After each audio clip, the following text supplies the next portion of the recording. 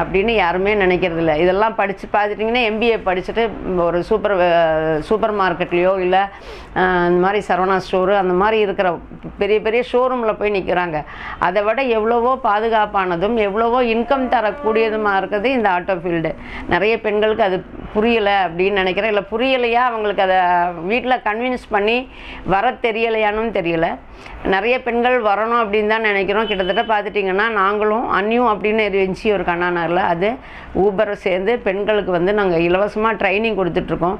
ஒரு 1000 இலக்கு பெண்கள் அப்படின்னு இந்த சிட்டியில் ஓட்டணும் அப்படிங்கிற ட்ரைனிங் கொடுத்துட்டு இப்போ நிறைய பெண்கள் வந்துட்டுருக்காங்க.